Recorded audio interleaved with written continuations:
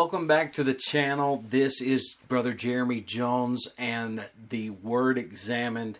We have something great for you today. We're going to be doing a Bible study in the book of Daniel, and we're going to look at some of the places that we read about in the book of Daniel. So let's jump right in. Right, so we're starting out in Daniel chapter number 1. I'm using the Takarta Bible app, and Daniel chapter 1. We know the story, or the stories, of Daniel. We know that Daniel was thrown in the lion's den. We know that the 3 Hebrew children, Meshach, Shadrach, and Abednego, were cast into a burning fiery furnace, and they were delivered. So we know all of these things that we've heard. We've read the stories. We've heard them all our lives. They're children's books. They've been, publicized. But let's dig a little deeper through Google Earth. So let's go ahead and get that pulled up. I'll get it loading while... Where are we at here? I'll get it loading while we are reading. Alright, so Daniel chapter 1, verse number 1 right here. So, in the 3rd year of the reign of Jehoiakim, king of Judah, came Nebuchadnezzar, king of Babylon, unto Jerusalem, and besieged it. Now, we know Babylon is the Tower of Babel. And we read about that, and we know about that, where after the flood, all the people were of one language. And so they got together and said, let us build a city and a tower reaching out of heaven. God comes down and confounds their language and all of that. So Babylon, let's shoot over here to Google Earth. My internet connection is ridiculously slow. Come on. So a couple things we're going to look at, though. We're going to look at some sites in Babylon, and we're going to look at a couple of other places too. So we'll probably do this in maybe a 2 or 3 part series, just to keep the videos to about 10 minutes apiece. So back to Google Earth. It's loaded now. Alright, so I'm going to go down here. I've got a project saved. This is what I've called the Book of Daniel. It's so glitchy. So you can go on Google Earth just like I am, or you can watch it here, but you can go on Google Earth and search Tower of Babel. And we don't need any of this right now. Tower of Babel. And let's zoom straight into where Google Earth says there's a Tower of Babel. So check this out. This is Babel, Iraq, better known as Babylon. So this is a real place. You can see here, there's the ancient ruins of Babylon. Here's a city of Babylon that has been excavated, and according to what I have read, this is about 5% of what they feel like the inner city was, that they have not excavated all of this. And, it's Iraq, so excavations are iffy at best. And you can see the Euphrates River here. I believe it's the Euphrates. Back out. But yeah, so you can type in Tower of Babel. Now, I don't know. This is what they say is the foundation where the tower was being built. Not so sure about that. You get some information here, but like I said, not so sure about that. But what I'm interested in, so let's go back to our Bible here. King of Babylon unto Jerusalem. Now, let's, in verse 1, it talks about King Nebuchadnezzar, king of Babylon. Now, let's go to chapter number 4.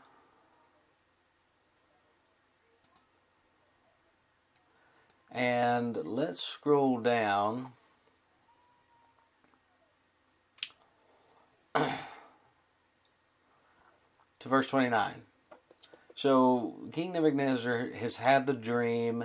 Daniel has interpreted the dream, and he's asked him to let his counsel be acceptable. And the dream is that the kingdom will be stripped from him, that he'll be out in the field like the ox for 7 years. He'll be like a beast. He'll have the heart of a beast, and all those things. We know the dream.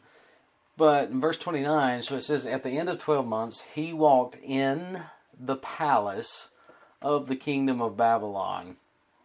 And there's a little footnote there. He walked in the palace of the kingdom of Babylon. So let's go back to Google Earth.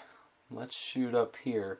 Now, I originally thought that maybe this was the palace, but this does not date back to biblical times. This is actually what they call the Hussein Palace. This is Saddam Hussein's one of his palaces here.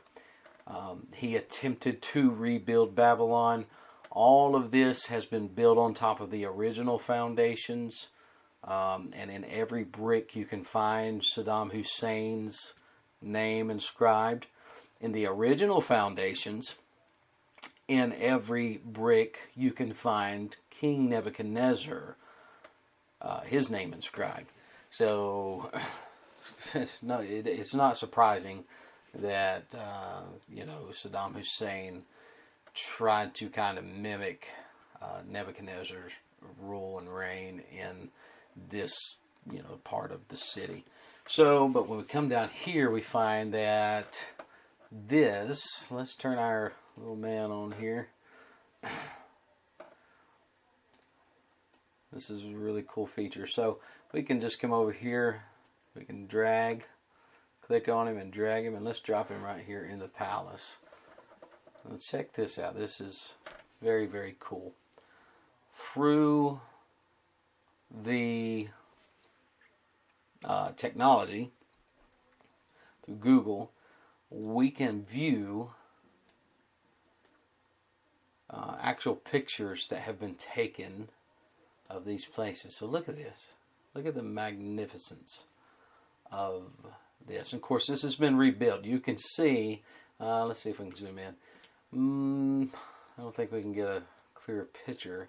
You can see the original foundation walls, and then from here up has been rebuilt, of course, by Saddam Hussein. And then our American troops, I think back in 2013, played a big role in kind of taking shelter around some of the areas of the city, and so some of it was destroyed. But this is a court of the palace, and of course you can go in the palace. And so let's back out, and we'll look at another place. So point being is, in the book of Daniel, this is a very real place. We're going to look at some other things too. Here's another part. You can kind of see where the old walls were, or still are, the old foundations.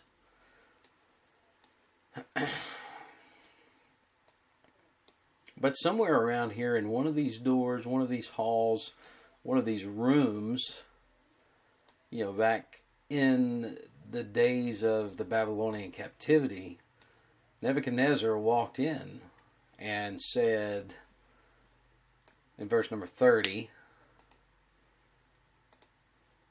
the king spake and said, Is not this great Babylon that I have built for the house of the kingdom by the might of my power and for the honor of my majesty? In verse 31, while the word was in the king's mouth, there fell a voice from heaven, saying, O King Nebuchadnezzar, to thee it is spoken, the kingdom is departed from thee. And so this took place right here. Some, just don't know exactly where it happened, but this is the place. So let's back out and look at some more things. All right, so you've got the city here. Let's get lined up. You've got the city here. We'll back out just a little bit. And you've got the Ishtar Gate up here, which is no longer there. They actually dug it up once they discovered it, excavated it, and it's now, the actual gate is in I believe it's in Germany, maybe, I think. I can't remember. You can Google that. But it's on display. You can walk up to it and see it. It's the actual gate that they probably brought the children of Judah and Jerusalem into during captivity. Back to Google Earth. So, let's see. What I wanted to show you is if we follow the gate down here, there's this kind of out of the way deal here. Let's kind of focus on that for just a moment, and let's go back to our Bible, and let's go to chapter number 6 of Daniel. Alright, so we know that Darius is reigning now, and has made Daniel over the presidents, and they've come to the king, and they've convinced him to establish a decree that any man that prayed to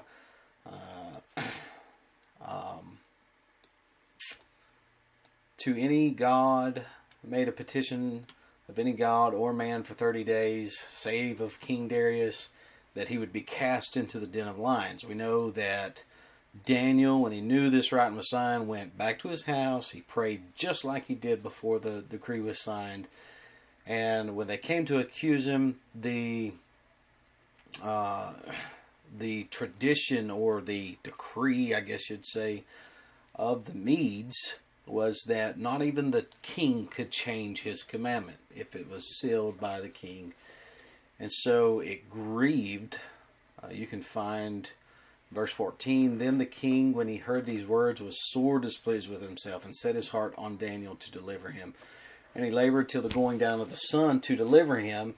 Then these men assembled unto the king, and said unto the king, Now know, O king, that the law of the Medes and Persians is that no decree nor statute which the king establisheth may be changed.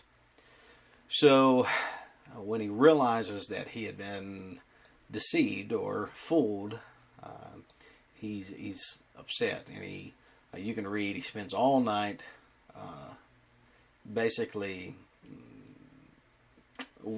worried and sick about Daniel being thrown into this lion's den. But in verse 22, we've got to read it. Daniel says, My God hath sent his angel, and hath shut the lions' mouths, that they have not hurt me, for as much as before him innocency was found in me, and also before thee, O king, have I done no hurt. Okay, back over to Google Earth. Now, you've got this, at the end of the gate here, you've got this odd-looking monument. Let's grab our guy here. Let's drag him over and drop him right on the blue dot. And look what we have here. So there's the palace way up on the hill, which very well could have been the palace of Babylon, but I don't believe it was. Or at least the site. We know that building's not. But look at this. Alright, this is the Lion of Babel, which is the god of love and war. Okay, so that's what they're calling it now. But if you look, and there's more, let's see if I can find. I don't know if I can find more pictures of it. What am I doing here? Hold on, I'm sorry.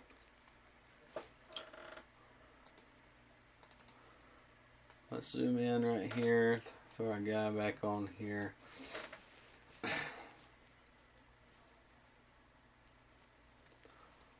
All right. So if you can see it, and we'll look up some more. We'll look up some more images here in just a minute. But this is a lion that is standing over a body. Okay. If you do some research about the Lion of Babel, this is a very, very, very old monument, or a stone statue, whatever you want to call it. You can't find a ton of information about this, but when they first started excavating a long, long time ago, none of this patio was here. This was a big hole, and for whatever reason, at the end of this gate here, remember this is the Ishtar gate down here, and the entranceway to it, and for whatever reason, there's this opening to right here, and there was this big hole, and this monument was down in that hole. So, lion's den, maybe? Huh. I believe the Bible more than I believe history books, I'll tell you that. Like I said, you can't find a ton of information, but I don't think that it's coincidence, about that this is here. Now let's back out of this. Let's do a search, and we'll see if we can actually search the Lion of Babel. Lion of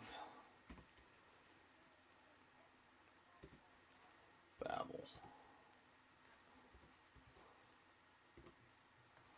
Yeah, I don't think it's going to pull up. Babylon, there we go. Okay, now let's click on this. Let's look at some more pictures. Yeah, there's a better view of it. We got a statue of what is obviously a lion standing over the body of a person. See a faraway view there. These are random pictures.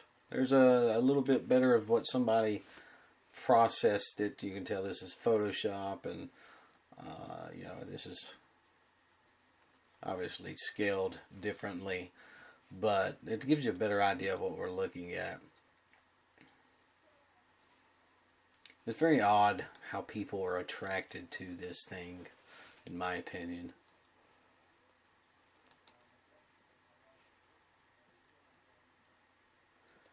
Now there's some of the original walls of the city. The lion being over here.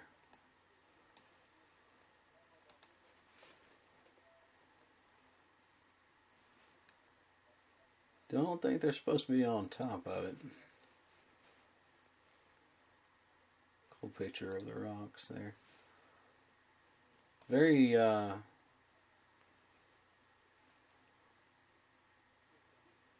somebody's got the the palace back here in the background.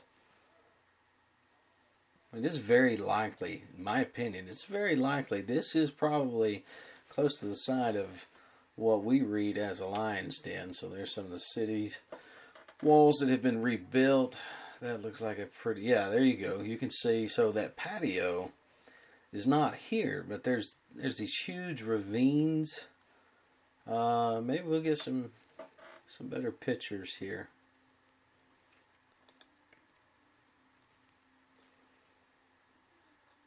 So I mean, you can see this. There was no poles up at this point.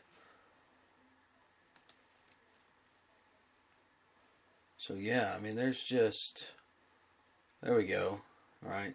See how we're down in a hole here? We're down in a hole. And then it goes deeper down into a hole. Back to the Bible. Verse 20, and when he came to the den, talking about King Darius, then the king arose very early in the morning and went in haste unto the den of lions. And when he came to the den, he cried with a lamentable voice unto Daniel. And the king spake and said to Daniel, O Daniel, servant of the living God, is thy God whom thou servest continually able to deliver thee from the lions? We don't get any clue in Scripture of how far this lion's den was away from the palace. But it's almost like he rose up and went in haste. You know, it definitely doesn't say it was a long ways away.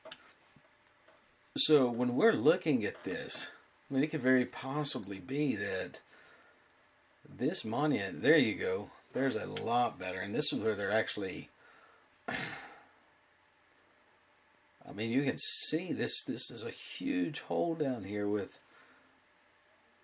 divisions of walls and stuff. I mean, when I found this, I just went looking. It's very eerie. Not only eerie, but it's just really, really amazing to see that this spot could be the place where King Darius, somewhere right in here, is waiting through the night. And when he wakes up, he rises up early and in haste goes to the lion's den. Maybe that's it. You know, maybe, and maybe not. But, you know, it is Babylon. You know, we have this strangely huge foundation that the people tradition holds. This is the foundational pad of the tower that reached or was going to reach unto heaven. We have Babylon, and I mean, it would take forever to go through all of this, but you can go, we'll drag up here, you can go up to the, let's see if I can find the right one. You can go up to the palace, and you can view the palace. So when we're looking right here, here's that Ishtar gate to the city. Here's that long wall, and right there is the lion, the Babel lion, what we just looked at. So, you know, if this was where the palace was located, which would make sense because it's on a hill above the rest of the city, it would make sense. If this was where it was located, I mean, look, that's a short trip there. Maybe a 10-minute, you know, fast walk, if that, over to the Babel lion. If that was the lion's den, you could see this. The Word of God is true. So let's finish this up. Verse 23, Daniel speaks back to the king, tells him what God has done because he was innocent. Verse 23, then was the king exceeding glad for him and commanded that they should take Daniel up out of the den. So Daniel was taken up out of the den, and no manner of hurt was found upon him, because he believed his God. And the king commanded, and they brought those men which had accused Daniel. Now listen to this. This is extremely sad. And they cast them into the den of lions, them, their children, and their wives. And the lions had the mastery of them, and brake all their bones in pieces wherever they came at the bottom of the den. Now that word bottom right there of the den lets me know that this den was deeper than, you know, a small cave like is portrayed in some of the movies and some of the cartoons. it very well seems that this was a deeper pit, and you see the pictures there below the monument of the Lion of Babel. And lastly, let's go up to verse number 17 to top it off. So Daniel was cast, in verse 16, cast him into the den of lions. And now the king spake and said unto Daniel, Thy God whom thou servest continually, he will deliver thee. And then look at verse number 17 here. Let's highlight it. And a stone was brought and laid upon the mouth of the den, and the king sealed it with his own signet, and with the signet of his lords, that the purpose might not be changed concerning Daniel. So, in deception, Daniel, praying to his God, is in trouble. His life is at stake, and he is thrown into a den of lions. And a stone is brought and laid upon the mouth of the den. So it being laid, this den of lions was a hole in the ground, and the entrance to it could be covered by a stone.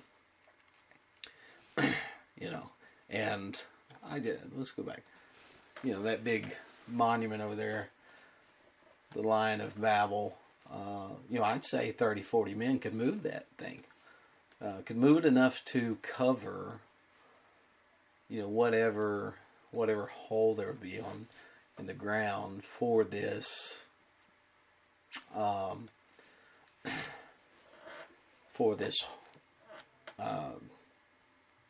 den of lions. All right, let's look lastly, right at the 27-minute mark. Let's look lastly here. There's the Ishtar Gate. That is the gate that is now in Germany. I think it's in Germany. You can check me on that. It might be, I believe it's Germany or France or somewhere. You can see some of the ancient ruins. There is and this is one of the gods here that is, it looks to me like a dog, but when you do some of the research, it's supposedly a lion. Some type of goddish lion.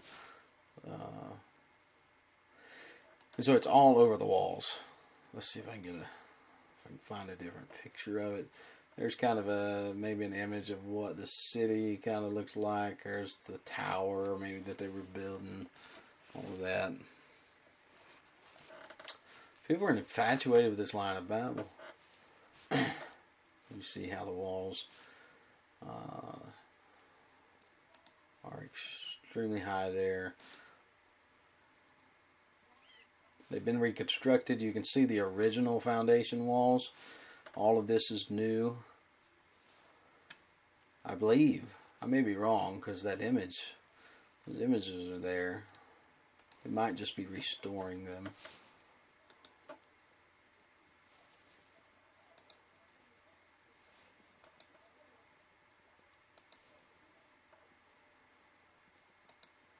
So I hate to throw some of these fashion models in here on my channel, but it's happening. Alright, let's back out. There's a picture of the palace. Let's get back to Google Earth. Alright, this is Babylon. We read that this is where Daniel was brought to, and this is where he stood before King Nebuchadnezzar, the 3 Hebrew children. The plain of Dura we will look at, and coming up next in part 2, we read in some of the prophecy of Daniel that he was in the palace at Shushan and at the river Ulai. And so we are going to go there with Google Earth. We're going to look at this palace. We're going to look at this river. We're going to see where these prophecies took place. If you like the video, please tune in for part 2, which will be coming soon. like the video, subscribe to my channel, click on the notifications bell, and choose all to get notified of any of the content that I upload. And share this with your friends. And part 2 is coming soon. And like I said, we'll look at Shushan, the palace of Shushan, which is better known in our history as the palace of King Darius. Exciting stuff. Thank you for tuning in. This is The Word Examined. I'm Brother Jeremy Jones. God bless you.